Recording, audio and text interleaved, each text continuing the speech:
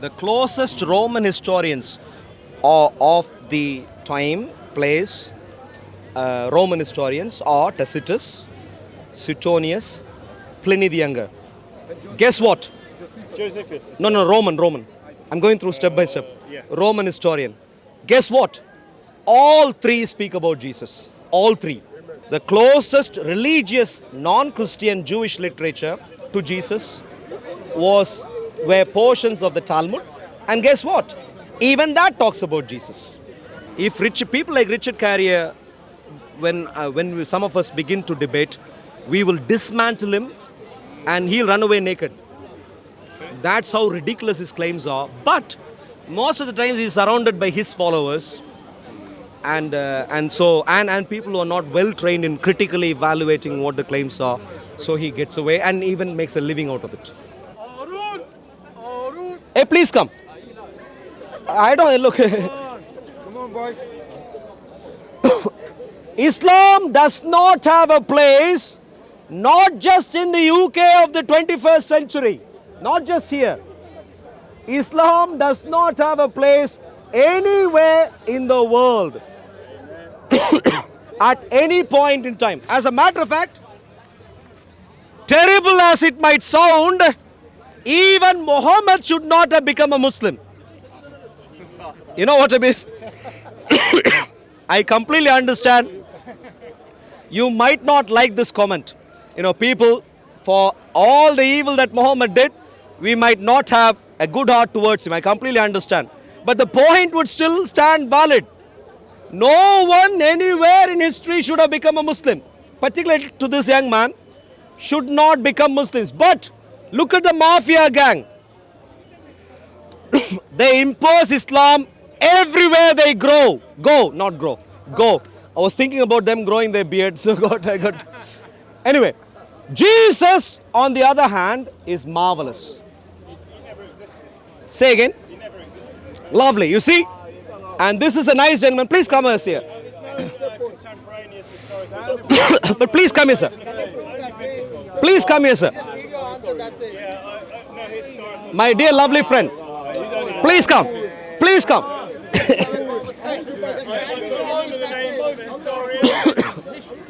Be our guest. Please come. You are our chief guest. Please. Praise the Lord. Lovely. Lovely to see you. Now, before we actually start, what's your name, sir? Pat. Pat, lovely to see you.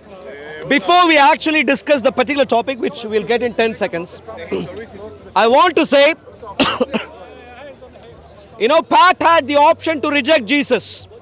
Did someone, you clearly weren't a Christian, I used to be a Christian. You used to be, and you left, when was that? 14 years old? 14 years of age. Did anyone threaten you with capital punishment? No. No. You see, so clearly you can leave Jesus. No one is going to threaten. At best, or maybe you may think at worst, people like me might hassle you and bring you into conversations. But hopefully, we may have friendly conversations. But in Islam, this is not the case. And that's what I was saying earlier. Now, Pat, help me understand. So you were saying no evidence, contemporary. I've written a book. 110 pages. Very crisp. I discuss details. And roughly speaking, the thesis of this book is you can read the Bible, New Testament, get to know Jesus, and you can read through, would you believe, outside of the Bible, you can get to know the same Jesus before even you read the Bible. There's no there's no other contemporaneous historical accounts of his life, which is bizarre because the Bible talks about him, but why would there be Roman historians, Greek historians, even Jewish historians in the region, one from Tiberias, not far away from where he was born and grew up, during his alleged lifetime, and they don't even talk about him. So let me ask you. Only biblical mythology talks about him. Let me ask you this, Pat. Who, in your mind, was the closest qualified Roman historian to Jesus?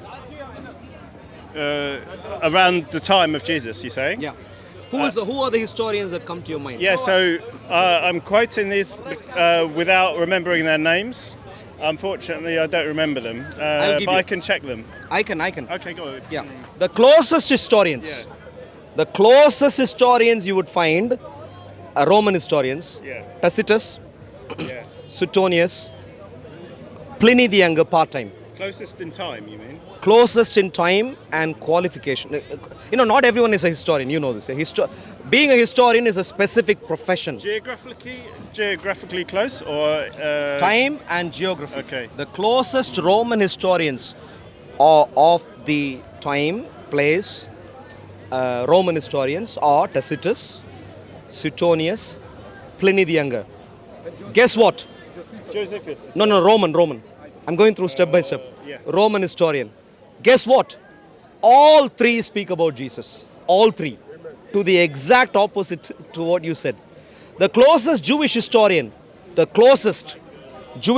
to Jesus, guess who that is? Josephus. And he speaks about Jesus. The closest Jewish religious literature, non-Christian. Do you know what that is? To Jesus? Non-Christian historian, you say?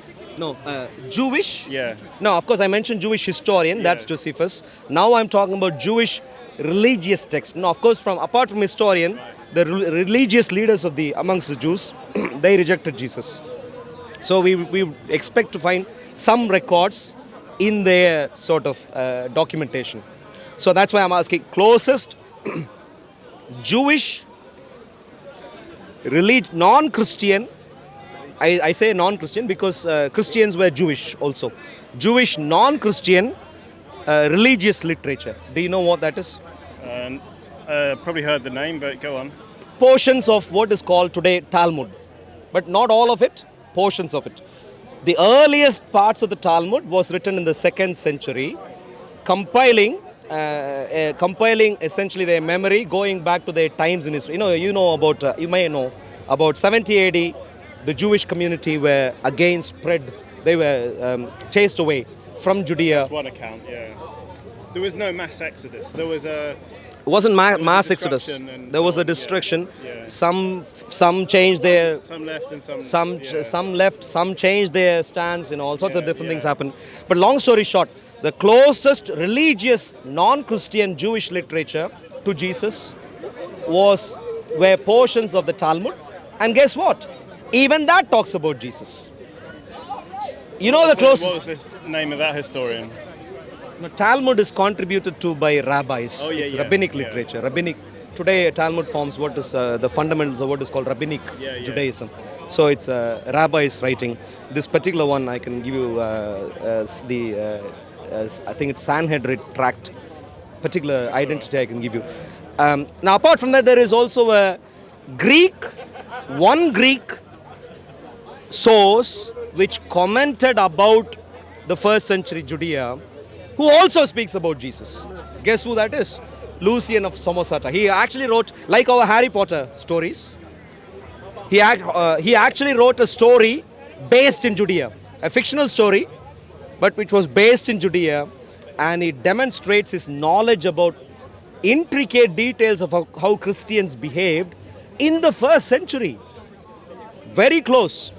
So you have all of these, but not just that. You have translations of the New Testament happening quite rapidly.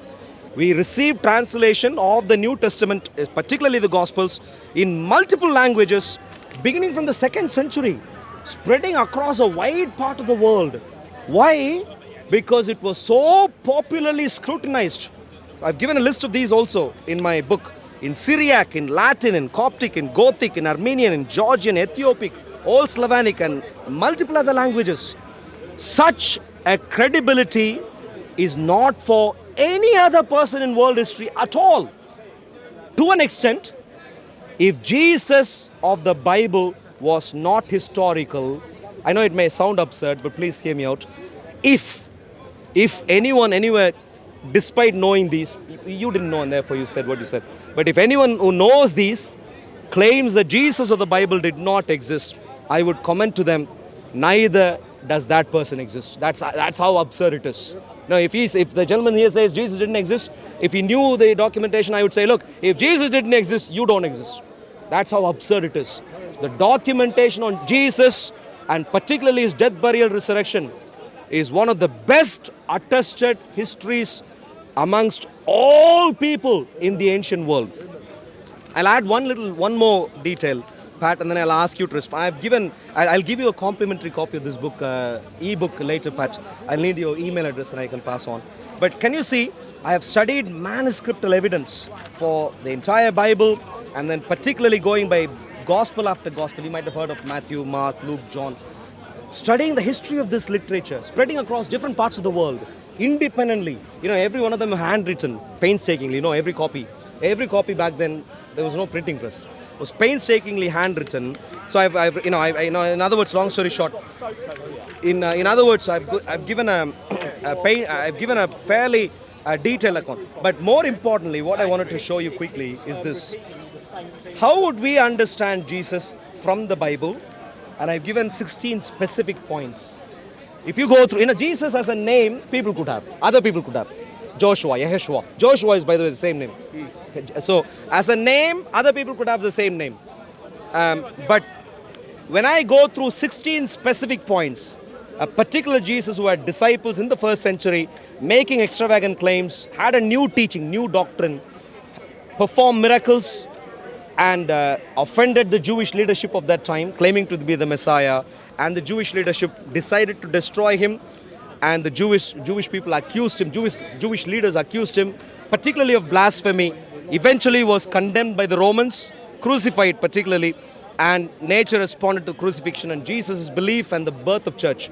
Many points. When you go through these points, you get the precise Jesus of the Bible. And guess what? That precise Jesus of the Bible I get from outside of the Bible. Can you see this? Can you see this table? I give, for these points, I give evidence 1, 2, 3, 5, 9, 1, 3, 4, 6, 8, 3, 9, and so on. In other words, at least one in 1 or 2 points, but in relation to most of their points, multiple attestations from non-biblical writers. Together, you can get the same story of Jesus, the crux of it, the unique Jesus, without even reading the Bible. That's how substantial the evidence is. So this is the Jesus to whom I would invite you, Pat. So but lovely to see you. If you give me your email address, if you're willing to, I could. I think if I was more of an expert, then I'd be able to push back more. But absolutely. There's one called Richard Carrier. Do you know him? Confused man. I've heard. Yeah, I know him. Sure. I've heard multiple lectures that he gave. Yeah. And I can only say this guy, even though he comes across polished, plain of course is reputable. Yeah. Many people listen Canadian, to him. Yeah. Reputable, and many people listen, and well paid. He has made a living out of some of these claims. But I listen to him, and I say, I watch through a presentation of about an hour from him, and the number of mistakes he makes, logically fallacious mistakes, mistakes about claims of the Bible, mistakes about the documentation available, and mistakes about putting together and arriving at conclusions is ridiculous.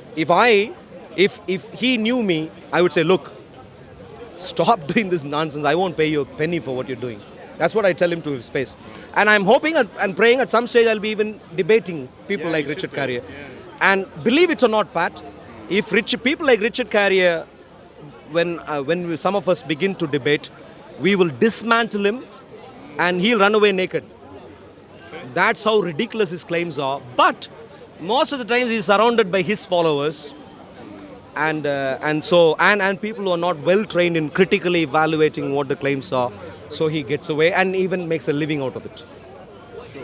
But Richard Carrier and multiple other, please go ahead. There's also a YouTube video, that's why I stepped in, from about a week ago that I saw, quoting contemporary historians who specifically didn't talk about Jesus, and that was their thesis, was that they would have done because they were so prominent, that the fact that they didn't comment on Jesus when he's nothing about him overturning tables in the temple or anything like that, even though there are Roman historians talking about, issues around that time, and they didn't talk about Jesus.